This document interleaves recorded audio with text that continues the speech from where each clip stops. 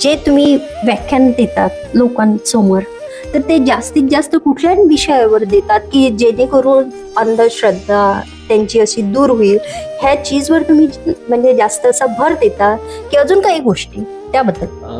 सहसा मी प्रबोधनाच्या माध्यमातून ज्यावेळेस फिरतो, मुळात म्हणजे मला बोलता येतं, मला छान भाषण देता येतं हे मलाच माहीत नव्हतं. ज्यावेळेस मी या गुरुकुलमध्ये शिकलो आणि मार्गदर्शकां जे काही माझे गुरुजी आहे त्यांना या गोष्टी मला माझ्यामध्ये त्यांना दिसल्या आणि त्या गोष्टीशी त्यांनी मला एक गोडी निर्माण करून दिली आणि मी त्या गोष्टीमध्ये मेहनत करत गेलो आणि तो मी एक प्रयत्न अजूनपर्यंत करत आहे. अजूनपर्यंत मी परिपूर्ण नाही, पण माझे वडील मूळतः शेतकरी आहे आणि प्रबोधनाच्या माध्यमातून जाताना अंधश्रद्धा, रूढी परंपरा, महिला सक्षमीकरण असेल, आदर्श ग्रामाची संकल्पना असेल, या सर्व गोष्टी मला मांडतात.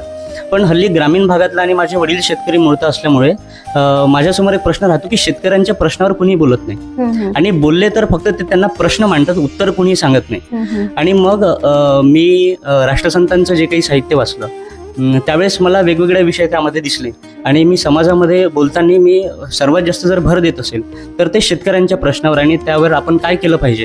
कारण की शेतकऱ्यांची परिस्थिती एवढी बिकट झाली आहे. राष्ट्रसंत अर्पण पत्रिकेत लिहितात की सर्व ग्रामाशी सुखी करावे, अन्न वस्त्र पात्रादी द्यावे आणि परिस्वता दुःखची भोगावे भूषण तुझे ग्रामाला.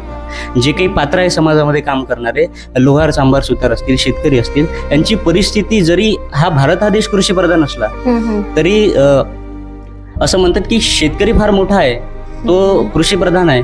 आणि मग हल्ली आपल्यासमोर एक प्रश्न उभा राहतो की भारत हा देश जर कृषीप्रधान देश आहे तर इथे सर्वात मोठा माणूस हा शेतकरी पाहिजे, तो पुढारी काय?